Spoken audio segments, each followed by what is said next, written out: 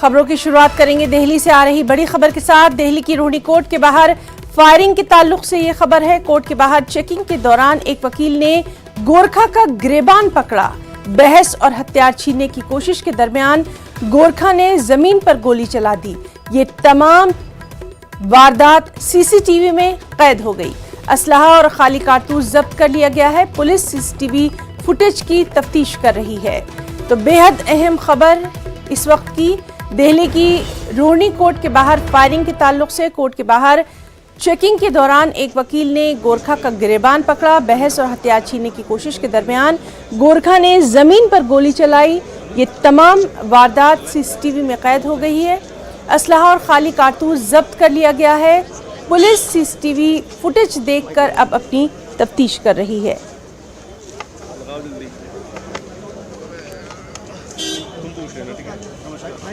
तो तस्वीरों में आप देख सकते हैं असलहा और खाली कारतूस को जब्त कर लिया गया है। चेकिंग यहाँ पर जारी है। जल्दी करो यार।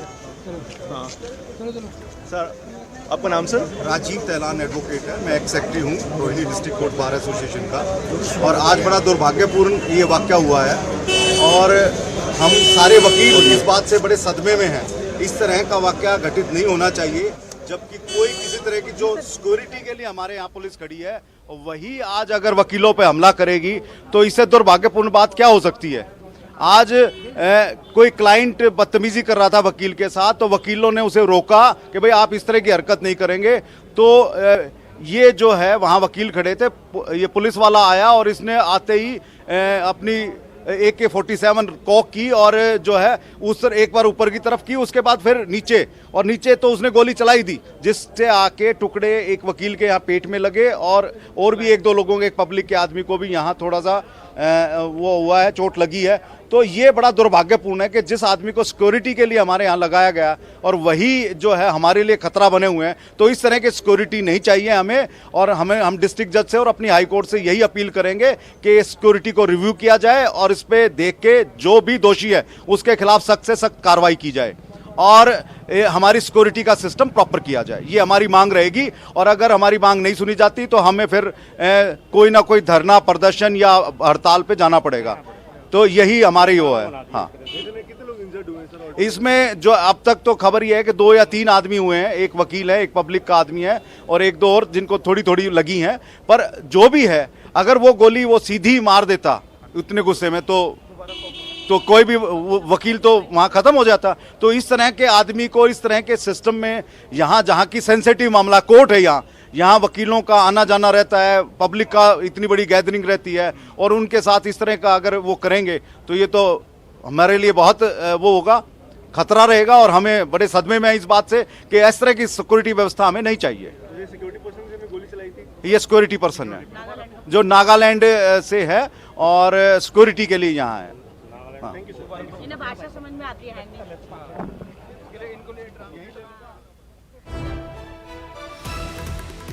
तो दिल्ली की रोहिणी कोर्ट के बाहर फायरिंग के ताल्लुक से तमाम तर अपडेट। कोर्ट के बाहर चेकिंग के दौरान एक वकील और गोरखा में बहस, हथियार छीनने की कोशिश के दरमियान गोरखा ने जमीन पर चलाई गोली। जिस तरह से आप अभी एक वकील को सुन रहे थे कि अब इस पूरे मामले पर तफ्तीश की जा रही है।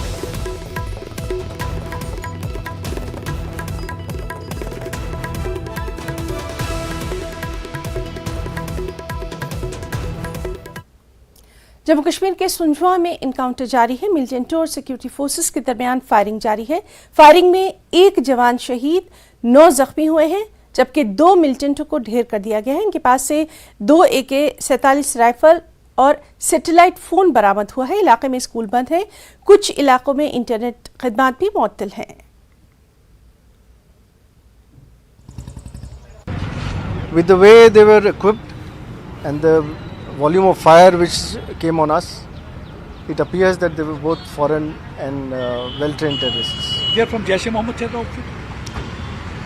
We can't comment on the organization, but this kind of operation and this kind of a firefight usually happens with Lashkar or Jaish. You think that they had infiltrated recently for a mission to target Prime Minister's program? Saying anything about infiltration would not be proper.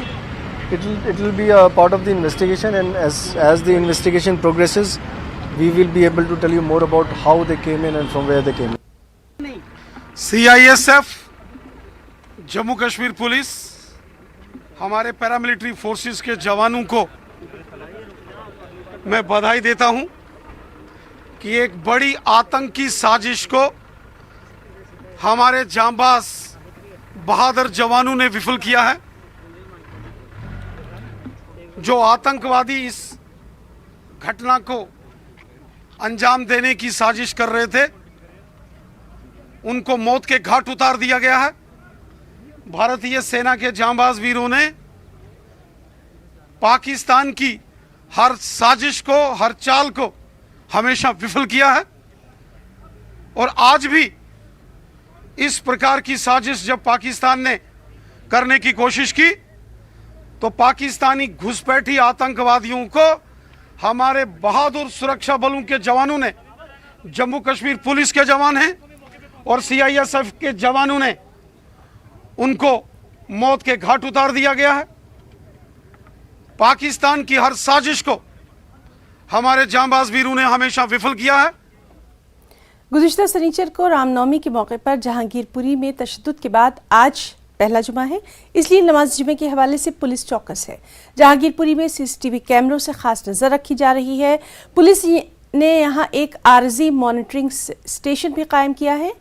इसके साथ ही इलाके में किसी भी किस्म की सरगर्मी से निपटने के लिए मुनासिब तादाद में सिक्योरिटी एहलकारों को तैनात किया गया है। सियासी जमातों के रहनुमाओं के दौरे से कबल जहांगीरपुरी में सिक्योरिटी सख्त कर दी गई है।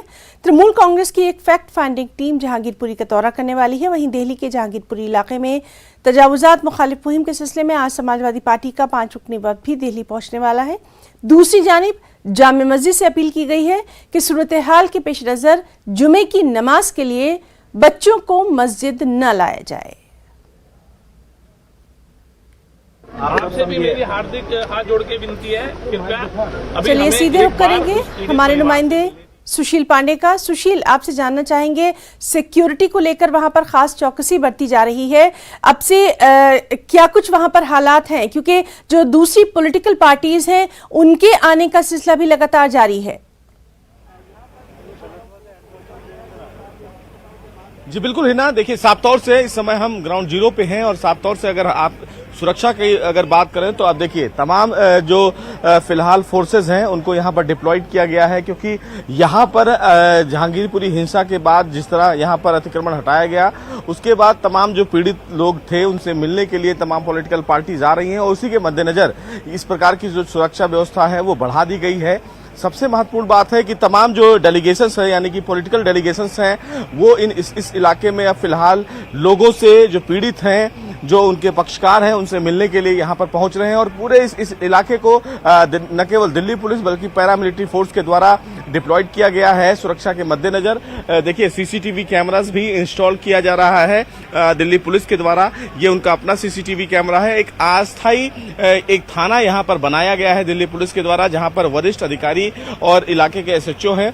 कंसर्न DCP जो हैं वो फिलहाल लगातार यहां पर बैठे हैं। चूंकि आज शुक्रवार का दिन है, नमाज अदायगी का दिन है, इसीलिए देखिए इस पूरे इलाके को फिलहाल बंद कर दिया गया है। यहाँ पर किसी के भी जाने की इजाजत नहीं है, केवल वरिष्ठ पुलिस अधिकारी और पैरामिलिट्री फोर्सेज यहाँ पर जा सकती हैं।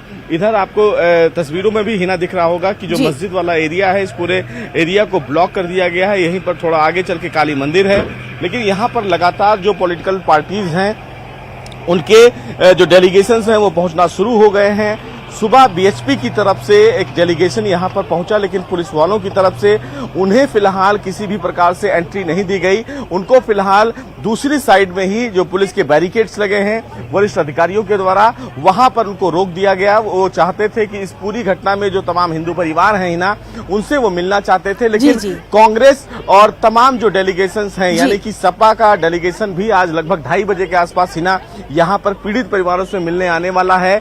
TMC की भी तरफ से ये बताया जा रहा है कि उनके भी डेलीगेशंस यहां पर आने वाले हैं और वो तमाम पीड़ित परिवारों से मिलने वाले हैं। लेकिन कुशल चौक का जो इलाका है ये हिना, इस पूरे जगह को फिलहाल कॉर्डन ऑफ कर दिया गया है, यानी कि इस पूरे इलाके को छावनी में तब्दील कर दिया गया है। किसी भी बाहरी व्यक्ति को अंदर आने की इजाजत नहीं है। कोई भी पॉलिटिकल पार्टी होगी उनको फिलहाल बाहर ही रोक दिया जाएगा। कंसर्न जो डीसीपी हैं उनको फिलहाल हर एक बैरिकेड्स पर लगा दिया गया है ताकि जो पॉलिटिकल पार्टी के जो लोग हों, वरिष्ठ सांसद हों, वो फिलहाल इस इलाके में ना आने पाए। बीएचपी की तरफ से जो लोग आए थे वो हिंदू परिवार से मिलना चाह रहे थे, लेकिन उनको भी रोका गया कि अंदर जाने की इजाजत नहीं है। ये बताया जा रहा है कि सपा का डेलीगेशन जो है वो 2:30 बजे आएगा। सुशील, तो लगातार वहां के हालात पर हमारी नजर बनी हुई है और आपका बहुत बहुत शुक्रिया अदा करना चाहेंगे तमाम तफसीलात के लिए। लगातार आपसे अपडेट हम लेते रहेंगे। बहुत बहुत शुक्रिया आपका। आपसे भी मेरी हार्दिक हाथ जोड़ के विनती है, कृपया अभी हमें एक बार उस पीड़ित परिवार से मिलने दीजिए। उनके जो जिस प्रकार का उनके मन के अंदर दुख है या जो वो सहयोग चाहते हैं, सहायता चाहते हैं, उसके लिए हम आए हैं। कृपया हमको, क्योंकि आपके कारण से हमको परिवार से नहीं मिलने दे रहे, आप थोड़ा समय हमें दे दीजिए परिवार से मिलने, फिर आप जो चाहेंगे अध्यक्ष जी आपको बताएंगे। खरगोन में रामनवमी तशद्दुद के दौरान अबरीश उर्फ सद्दाम खान के कत्ल के इल्जाम में पुलिस ने 5 मुलजिमीन को गिरफ्तार किया है। 3 मुलजिमान मफरूर हैं। आनंद नगर में 2 फरीकैन में पथराव के वाक़े के बाद 10 अप्रैल की रात को हुए तशद्दुद के बाद अबरीश नामी म्युनिसिपल मुलाजिम की लाश 11 अप्रैल को कॉटन मार्केट आनंद नगर में मिली थी। कर्फ्यू की वजह से शिनाख्त न होने की वजह से लाश को पोस्टमार्टम के बाद इंदौर भेज दिया गया था। 14 अप्रैल को अहले खाना ने कोतवाली पुलिस स्टेशन में उसकी गुमशुदगी की शिकायत दर्ज कराई थी। पुलिस ने 17 अप्रैल को इंदौर में अबरीश की शिनाख्त करने के बाद लाश 18 अप्रैल को रिश्तेदारों के हवाले कर दी थी। जांच के बाद पुलिस ने बड़ा इंकशाफ किया है। पुलिस सुपरिटेंडेंट रोहित काशवानी ने बताया कि आनंद नगर इलाके के संदीप, दिलीप, अजय, दीपक प्रधान और अजय कर्मा को अबरीश के कत्ल के इल्जाम में गिरफ्तार किया गया है। इस मामले में 3 मुलजिमीन फिलहाल मफरूर हैं। कत्ल की वजह पुरानी दुश्मनी नहीं बल्कि फिरके वाराना तशद्दुद है। पथराव की वजह से मुलजिमीन की शिनाख्त मुख्तलिफ शवाहिद की बुनियाद पर की गई है और उन्हें आनंद नगर और रहीमपुरा इलाकों से गिरफ्तार किया गया है। मकतूल के घर वालों ने भी तशद्दुद के दौरान कत्ल होने का इल्जाम लगाया था।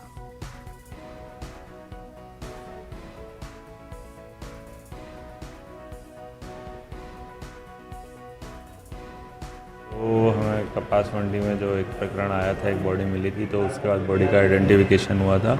उसके लिए हमारी टीम लगी थी और अभी 5 आरोपियों की उसमें गिरफ्तारी की गई है।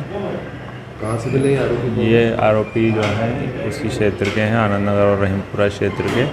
इनका जो है फैमिली द्वारा भी वहाँ पर गवाहों द्वारा पहचाना गया है और साथ ही इनके साथ कुछ आवश्यक सबूत भी जो मिले हैं और इन्होंने स्वयं भी स्वीकार किया है कि इन्होंने मारा है। तो कोई कारण सामने आ रहा है? क्या कारण? इसका कारण जो है अभी तो एक धार्मिक उन्माद ही कहेंगे, बाकी अन्य भी कारणों की जैसे तलाशी की जा रही है।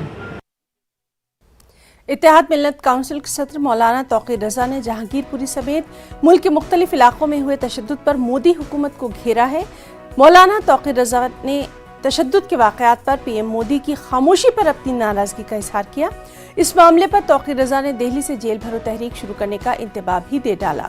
मौलाना तौक़ीर रज़ा के मुताबिक करोड़ों लोग इस तहरीक में शामिल होंगे। उन्होंने कहा कि जेल भरो तहरीक के लिए 10 रोज़ बाद एक खास मीटिंग का इनेकाद किया जाएगा। उन्होंने मजीद कहा कि अगर मुसलमान सड़कों पर उतर आए तो ये मुल्क में महाभारत हो जाएगा, क्योंकि जिस तरह के मुल्क में हालात हैं उससे ऐसा मालूम होता है कि मुल्क तकसीम की तरफ जा रहा है। इस किस्म के अन्याय अगर इस हुकूमत में होते रहे तो इस देशव्यापी जेल भरो आंदोलन को रोकना हुकूमत के बस की बात नहीं। और जिस दिन मुसलमान सड़कों पर आएगा उस दिन फिर किसी के कब्जे में नहीं आने वाला है, ये समझ लिया जाए। तो मैं हुकूमत को चेतावनी देता हूँ, ख़ास तौर से नरेंद्र मोदी सरकार को मैं चेता देना चाहता हूँ कि अगर उन्होंने अपने इस तरीक़ेकार को फौरी तौर पर दुरुस्त नहीं किया और उनकी खामोशी, तुम सबके प्रधानमंत्री हो, तुम्हारे मुल्क में इस किस्म की बेईमानी हो रही है और तुम खामोश हो, मूक दर्शक बने हुए, अंधे और बहरे बने हुए, ऐसा लगता है तुम महाभारत के धृतराष्ट्र हो। और अगर नरेंद्र मोदी धृतराष्ट्र की भूमिका से बाहर नहीं आए तो हिंदुस्तान में भी महाभारत होने से कोई बचा नहीं सकता, क्योंकि आतंकवादियों के हौसले बहुत बुलंद हैं और पुलिस और प्रशासन और हुकूमत का सहयोग उनको बराबर मिल रहा है। ये देश के लिए बहुत घातक और बहुत ख़तरनाक बात है। ऐसे अरे गहरे नत्थु खेरे मौलानाओं की गीदड़ भपकी से ये देश नहीं चलेगा और उन्हें ध्यान रखना चाहिए, सस्ती लोकप्रियता हासिल करने के लिए इस तरह की बयानबाजी देशद्रोह की श्रेणी में आती है। देश संविधान से चलेगा, इस तरह की गीदड़ भपकियों से नहीं चलेगा। मौलाना ध्यान रखें, इस देश में अब कांग्रेस और नेहरू परिवार की लचीली सरकार नहीं है, देशभक्तों की सरकार है। महाभारत की बात करने वाले लोग ध्यान रखें कि महाभारत में दुष्टों का अंत हुआ था और जो दुष्टता करेगा वो इस देश में सही ढंग से नहीं रह पाएगा। कि भारत के मुसलमान अपने बहुसंख्यक साथियों में पूरा विश्वास रखते हैं, इस विश्वास को ठेस नहीं लगनी चाहिए। जो हो रहा है आज, उससे लगता है कि कहीं इस विश्वास को ठेस ना लगे। ठेस लगेगी तो हमारे देश के लिए नहीं अच्छा होगा, हमारे समाज के लिए नहीं अच्छा होगा।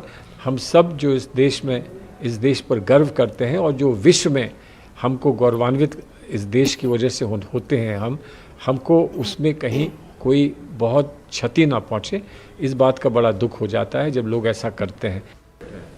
देखिए, जिस प्रकार से मौलाना तौकीर रजा का हमने बयान सुना है और दारुल उलूम के जो चांसलर हैं उनका भी मैंने सुना है, ये बयान बिल्कुल ऐसा लग रहा है कि जैसे भारत में गृह युद्ध कराने के लिए पाकिस्तान से इन लोगों ने सुपारी ले रखी है और ये चाहते हैं कि देश में गृह युद्ध हो और ये इसीलिए जो मुसलमान के नाम पे मुस्लिमों को भड़काने का काम कर रहे हैं और ये चाहते हैं, जैसे एक चांसलर ने कहा कि आप जब बैठे मत रहो, घरों में निकलो। तौकीर रजा ने कहा कि खून की नदी बह जाएगी। क्या कहना चाहते हो? किसकी खून बहाना चाहते हो? हमारा बहाना चाहते हो? किसका बहाना चाहते हो? क्या जो जिसको काफिर कहते हो, मूर्ति पूजक, उसका बहाना चाहते हो? तो हम रोड पे आ रहे हैं। तौकीर राजा जी को मैं कहता हूँ, मैं आ रहा हूँ, आप मेरा खून कर दीजिए।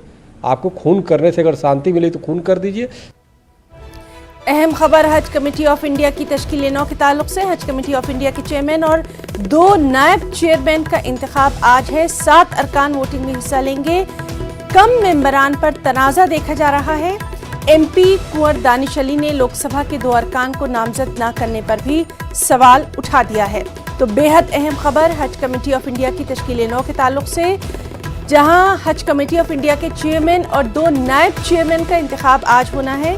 7 अरकान वोटिंग में हिस्सा लेंगे। कम मेंबरान पर तनाज़ा भी देखा जा रहा है। एमपी कुंवर दानिश अली ने लोकसभा के 2 अरकान को नामजद न करने पर सवाल उठाया है।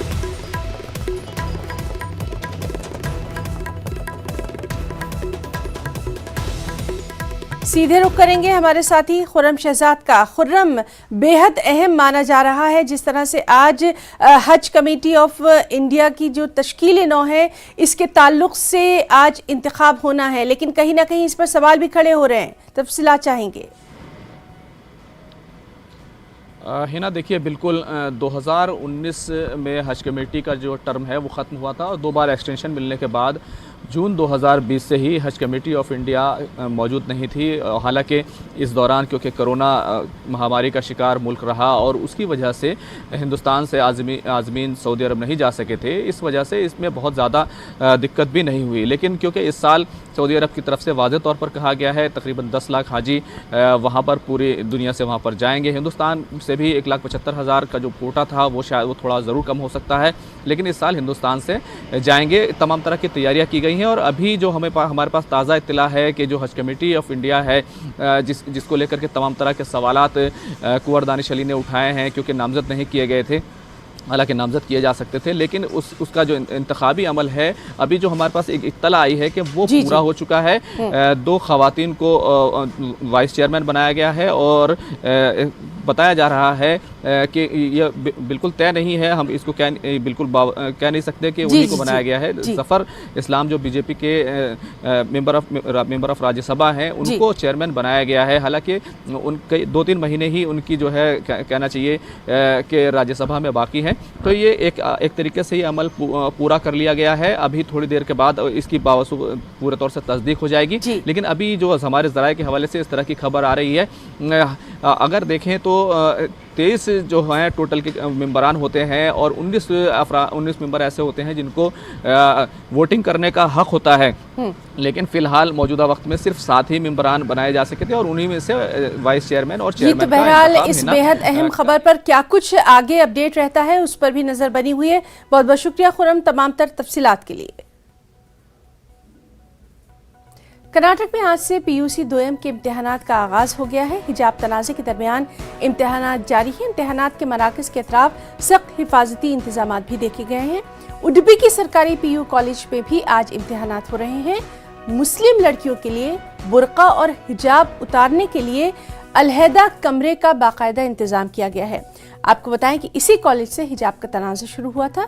यहाँ पर सख्त सिक्योरिटी के इंतजाम किए गए हैं।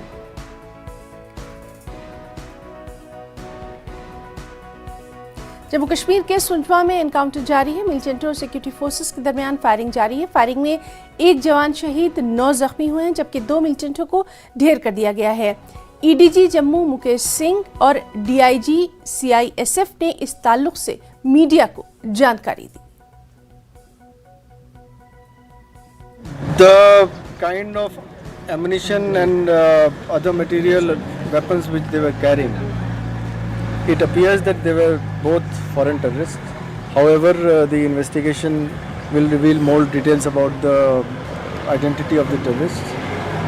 Yes, they appear to be Fedayeen attackers because they were carrying a large, heavy amount of ammunition and weapons, which has been prevented now. जहाँ तक हमारे पास जो जानकारी है उसके हिसाब से हमारी बस पे हमला हुआ, जो कि हमारे ड्यूटी ख़त्म करके जो लोग जाने वाले थे उनको उन्होंने उठाना था।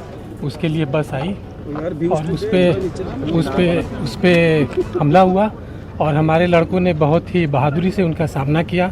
हमारे लड़कों ने रिटेलिएट किया, जिसकी वजह से जो शायद ये लगता है कि बहुत बड़ी आतंकी हमले की साजिश थी वो नाकाम हो पाई और हमारे एक ASI SP पटेल उनकी शहादत हो गई और हमारे एक कांस्टेबल थोड़ा ग्रीवस हर्ट हैं, विट्ठल, और बाकी लोगों को मामूली इंजरी आई है। तो खबरनामे में आज के लिए फिलहाल इतना ही। आदाब।